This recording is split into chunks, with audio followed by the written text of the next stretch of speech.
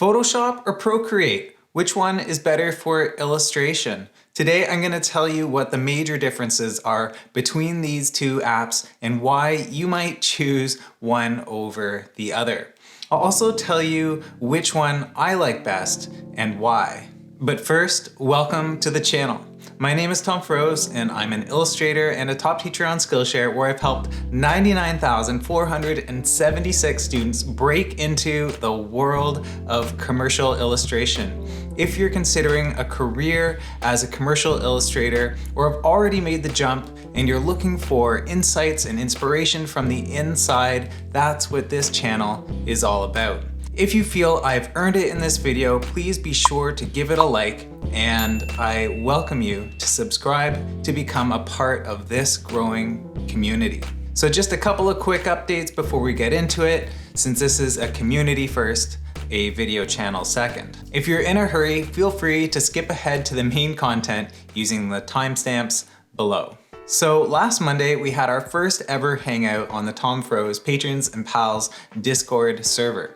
We spent an hour meeting one another and talking around the questions of what our favorite part of the illustration process is and which part we struggle with the most. That was the question last week. Next week it will be a new question we'll be answering and talking around.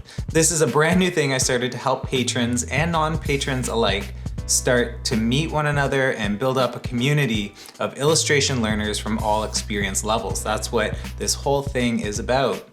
These hangouts are open to everyone. All you need is an invite link to the Discord server, which I will include in the video description below. Join us every Monday between 9 and 10 a.m. Pacific time. Special mention goes to Carolyn Yu, aka Caro Makes on Discord, who has stepped up to be the moderator on the server to make sure it's an engaging and welcoming place for everyone. Thank you very much, Carolyn. I really appreciate all your help so far. If you're curious about my Patreon, you can learn more at patreon.com/TomFroese. All right, let's get into it. So today's video is based on a question that came from a Patreon member recently. I'm actually surprised I haven't made a video on this specific topic yet, since it's a pretty common question. Where it comes to Photoshop and Procreate, why would you choose one over the other? What are the advantages and disadvantages of each in the context of illustration? So, spoiler alert, I use Photoshop for most of my illustration, and anyone who's taken my Skillshare classes or watched a handful of my videos here will know that already. But you might wonder if I've come around to Procreate yet, or perhaps more importantly, if you're about to go and learn one or the other, which one you should invest time into learning. So, first, let's do a little rundown on each app, and then I'll go into the differences in a more finer detail. So let's just start with Photoshop. Adobe Photoshop has been around a very long time, like since the 1980s. It's considered a raster graphics editor, which means its primary unit or building block for making images is pixels.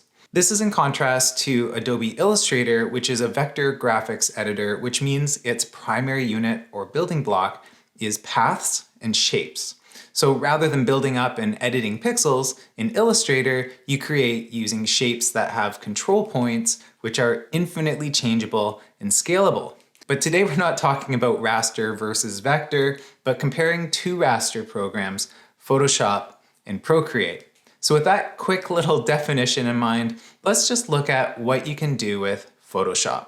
Photoshop, of course, allows you to edit photos with basic edits like contrast, saturation, and blurring. It also famously allows you to retouch photos with various digital brushes so they look more beautiful or strange or whatever your desired effect is. What some people may not know is that Photoshop goes beyond photo editing and manipulation and allows you to create all manner of digital artwork from scratch, including images that mimic physical drawing and painting, digital collage, and all kinds of innovative styles not possible in the real world. Photoshop has three key features that make it a powerful option for digital artists: layers, digital brushes, and vector capability. While none of these are individually unique to Photoshop, the combination of these three things is. Layers allow you to build up your art on separate layers, which gives you more control as you build up your image, and later on you can go in and make edits to those individual layers.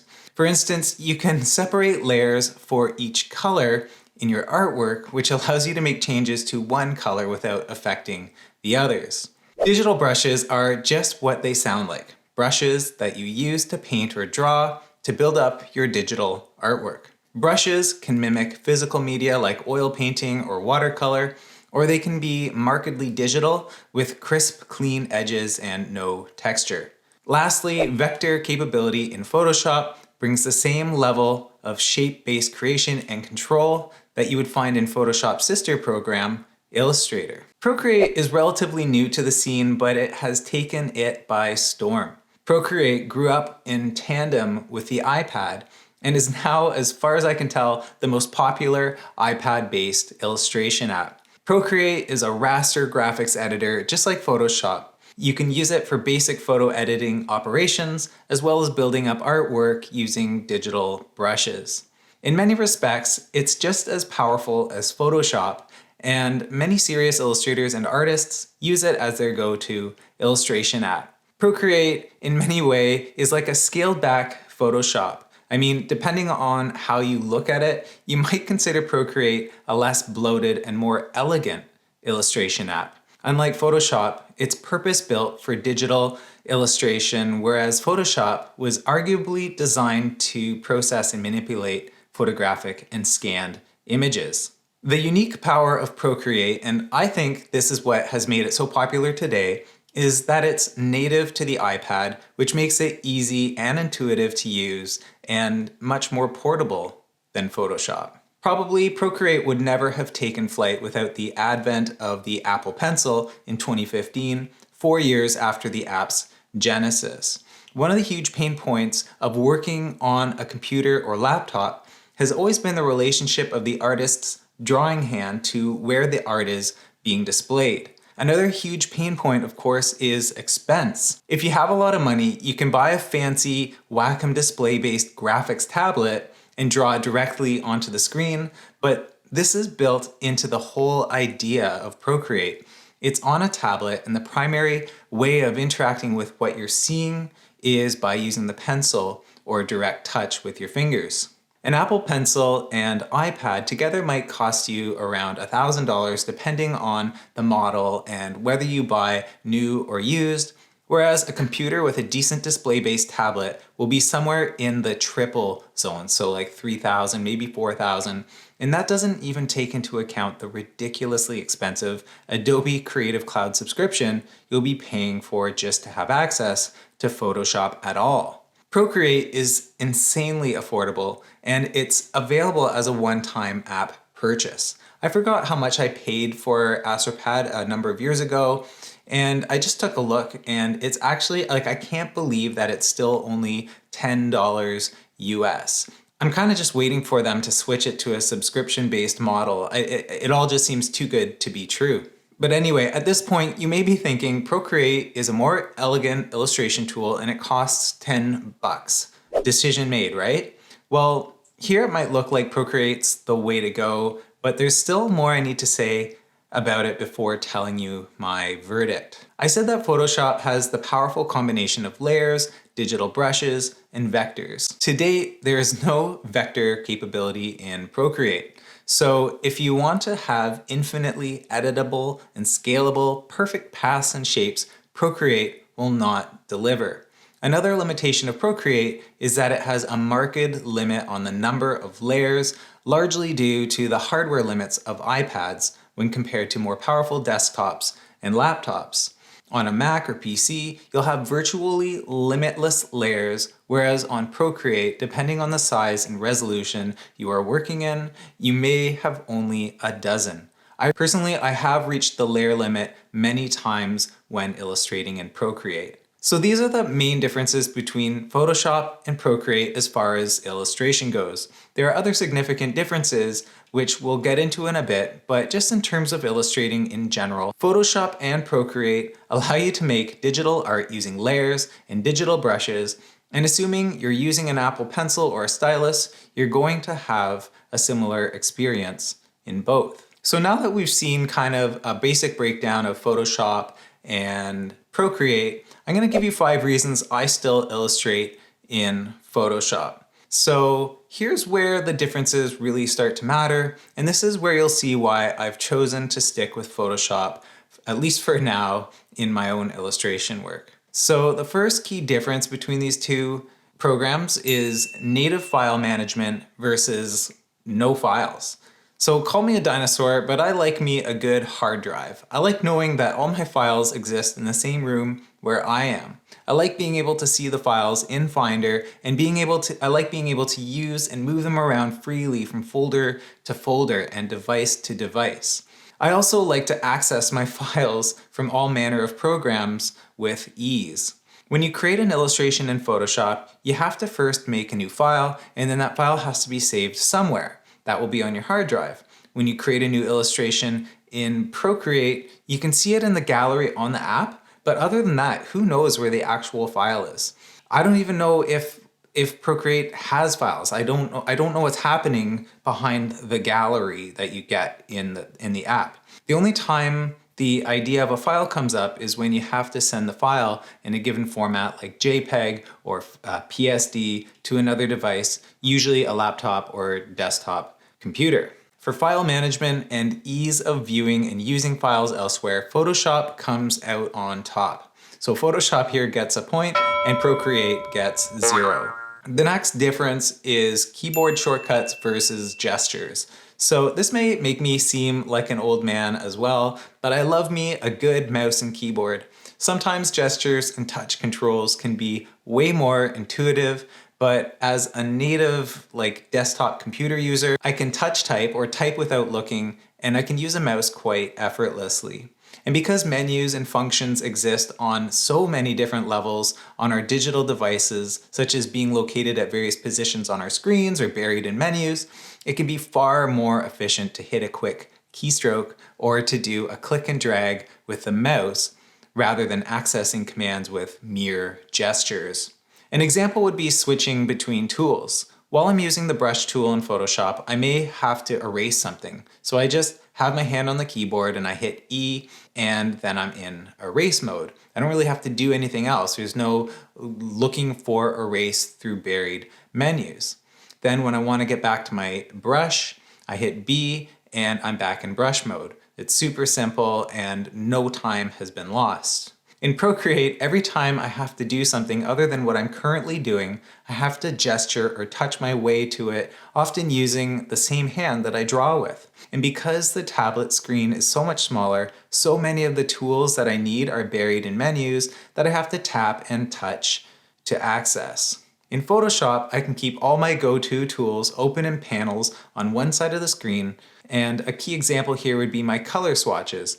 I don't know about you, but when I'm working in Procreate, I constantly confuse the layers and swatches menus because they look and feel so similar to me and they're both in the same little corner of the screen. So to be fair, Procreate does have some pretty great gesture-based functions that deserve mentioning. Double tap for undo works really nicely, and dragging the current color into an area that needs filling is pretty great. Of course, all the pinching and other usual finger gestures that you'd expect on a tablet device all work very smoothly in Procreate.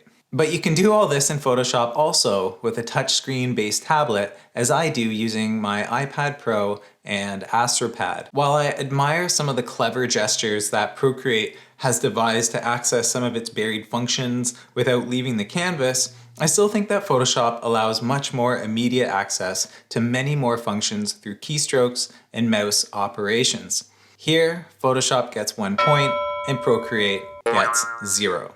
Okay, so the next difference between Photoshop and Procreate is big screen versus small screen. This is one of the most obvious shortcomings of Procreate, and I'm surprised people don't make more of a stink about it. When you work in Photoshop, you can have a huge screen. It's only limited by what you can fit in your studio or connect to your computer. When I'm doing any direct drawing or painting, of course I'm looking down on my graphics tablet, not at my big screen, but for everything else, I'm looking up. My 27-inch Retina iMac screen is like 4 of my iPad Pros put together. Seeing work large is actually pretty important for predicting how it will look when printed or scaled up to whatever size it's going to end up. On the other hand, working on the small screen of the iPad sort of creates a disconnect between the art you're making and the final destination it will end up in. While no digital surface right now can really feel like you're painting on a large canvas, at least a full-size screen on your desk gives you a larger window into your art. It also allows you to quickly test your images in mock layouts, which would be a lot more awkward to do from the iPad. Again, Photoshop gets a point and Procreate gets 0 in the screen size category. So the next difference between Procreate and Photoshop is vector support versus none. While not everyone will need or want vector support, I really like having it. While I'm actually always trying to shift my style and approach away from vector more towards something more organic and handmade feeling, sometimes a good vector path can save me a ton of time trying to get the perfect curve or line. I can always edit it later to make it look organic. Another point here is that a lot of my work is inspired by or based directly on older reproduction techniques, especially printmaking techniques used by picture book illustrators and graphic designers from the from the mid-1900s, I should say. In those days, they may have used scissors or X-Acto knives to make some of their cutout shapes, which directly lended to an improvised, highly graphic feeling in the work. I find the pen tool can recreate these kinds of shapes and lines perfectly, and it's because of this that I've always gravitated toward the pen tool. The pen tool, of course, is the main way of drawing in freestyle vector shapes in Photoshop. Whether you need or want vector paths in your own art is really a matter of taste and style. So you might at this point write vectors off as not important if it's not a part of your style. But I will just say that you likely already perform pen tool-like operations in your work or are performing operations that would be much easier if you had the pen tool, aka vector capability in Procreate. For instance, have you ever drawn in a selection or a marquee and then needed to edit it? When I need to make special selections in Photoshop, I can first draw in the selection with the pen tool and then later convert it to a selection. I can also save the path I drew and use it later to reselect in the same shape if I need it. Another way in which vectors can help any illustrator working in almost any style is in creating layer masks. While masking is available in Procreate, it is again limited to the freehand or shape-based selection tools, and you can't make refinements to that shape with very much control. So here Photoshop gets about 1,000,000 points and Procreate gets, I don't know, -3,000. Okay, so the last difference is unlimited versus limited layers and file sizes. Who here has been working in Procreate, flowing and grooving only to hit their layer limit, and then you have to choose which layers you're going to sacrifice by merging together? Am I the only one? I'm not proud of it, but I've had many hundreds of layers in Photoshop files in the past, and Photoshop handled it. I don't recommend going too crazy with your layers, but sometimes you get carried away. You want to keep the creative juices flowing and not have to stop and worry about which layers you'll permanently merge in the middle of a project. In Procreate, you actually have a hard limit in how many layers are possible, and this goes down, it goes lower as the dimensions and resolution go up. So if you want to work on a 3x3 inch canvas at 300 dpi, you might get 50 layers. But if you want to work in 12 by 12 inches, you're going to get something lower, perhaps much lower, maybe like 12 layers. So as you want to make a bigger canvas and work larger, you're going to get fewer and fewer layers available to you. So I don't know how file sizes work in Procreate, but I feel like Procreate just says like the maximum file size that you'll ever get to work in is 50 megabytes, and how you use that 50 megabytes will be up to you. You have a choice. You can do higher res with fewer layers or lower res and more layers. And I feel like this is a choice you just don't have to make in Photoshop. For a lot of digital artists, this limit may be inconsequential. But those needing more flexibility and control over their layers, and especially for those making work that needs to be scaled up to large sizes, Procreate does put a limit on just how large you can go and how many layers you can have. So here, Photoshop gets 4 billion points! And Procreate gets a Charlie horse. So those are the key differences between Photoshop and Procreate, and hopefully it's pretty clear by now why I've chosen to illustrate in Photoshop. At least for now. Maybe Procreate will just get so much better in the future that I'll just make the switch, but for now, these are my reasons for sticking around with the Adobe product. Okay, so I just have one more thing to talk about, and I think it's maybe an elephant in the room, and that's how I use my iPad as a screen-based graphics tablet for my Mac. I've mentioned this a bunch of times here on YouTube and in my Skillshare classes, but there's a lot of new people here, so I'll tell you how again. I use an app called Astropad. Astropad allows you to use your iPad as a screen-based graphics tablet for your Mac. It basically allows you to use your iPad Pro and Apple Pencil in the exact same way you would a more expensive Wacom tablet.